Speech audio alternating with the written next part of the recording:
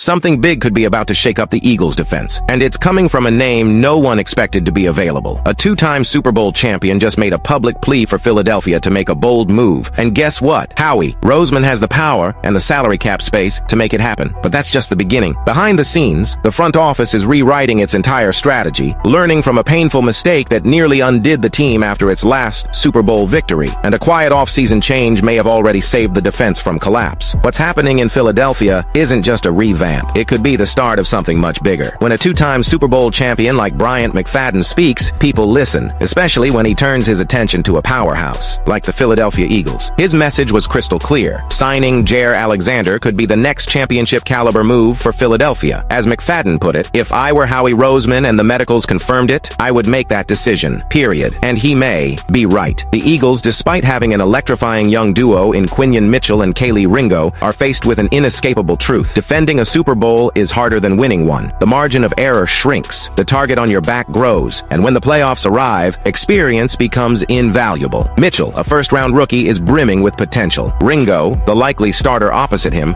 has the tools but remains lacking in high-stakes experience. McFadden acknowledged their potential, but emphasized that elite defenses need more than just talent. They need seasoned veterans. That's where Jaire Alexander comes in. A two-time Pro Bowler with a resume full of lockdown performances, Alexander has built a reputation as one of the NFL's premier man-to-man cornerbacks. His swagger, football IQ, and playoff-proven grit are exactly what Philadelphia's secondary could use for a title-defending season. And here's the thing, can the Eagles actually pull it off? With more than $32 million in cap space and a front office known for aggressive moves, the stars are aligning. Adding Jaire wouldn't just fill a need, it would make a statement. This isn't about rebuilding a defense, it's about evolving from good to dominant. McFadden put it best, "You're going to get the best out of every team next season. If you get a guy like Jaire, you don't just hold the line, you elevate it." And Howie Roseman knows this better than anyone. After years of ups and downs, he understands that in the NFL, complacency is the fastest path to irrelevance. That's why this potential change means more than just numbers. It connects directly to the hardest lesson Roseman had to learn after 2017, a mistake that nearly destroyed a dynasty before it even began. But if signing Jaire Alexander seems like a bold move, wait until you hear what motivated Howie Roseman to even consider it. Because this isn't just a roster decision, it's personal, and it's rooted in one of the most painful mistakes of his career. If Howie Roseman decides to sign Jaire Alexander, it won't just be a matter of adding a star, it's a matter of applying one of the hardest lessons he's ever learned. After an unforgettable Super Bowl victory in 2017, Roseman found himself at a crossroads. Should he keep the core that gave Philadelphia its first Lombardi trophy, or accept the hard truth that NFL windows don't stay open for long? He chose sentiment, loyalty, familiarity, and it nearly broke the Eagles. Instead of recharging, Roseman gambled on aging stars, believing lightning might strike twice. But the team that once played with hunger lost its luster, and the dream quickly faded. By 2018, the once underdog roster was older, slower, and riddled with injuries. The Eagles had gone from league kings to 2 straight 9-7 seasons, and in 2020, a brutal 4-11-1 collapse. The new normal promised by Doug Peterson never materialized. The coach was fired, and the franchise was rebooted. Roseman later admitted that he had become too emotionally attached. He had fallen in love with the Super Bowl roster and couldn't let go, thinking he could come back just one more time. It cost him dearly, but that's exactly why this offseason feels so different. After hoisting the Lombardi again in Super Bowl IX, Roseman didn't waver. He didn't hold on to old players. He drew a hard line. Fan favorites like Avonte Maddox, Kenny Gainwell, and even Dallas Goedert, whom he drafted himself, were not guaranteed a safe return. And instead of sentimental re-signing, he turned to value, youth, and versatility. That meant letting go of others and investing in hungry talents like A.J. Dillon, Azeez Ojulari, Joshua Uche, and Adoree Jackson. It was a bold and calculated strategy, not unlike his post-2017 thinking. This time, there was no hesitation. Even with names like Darius Slay wanting to return, Roseman didn't hesitate. He knew where this path would take him. He knew the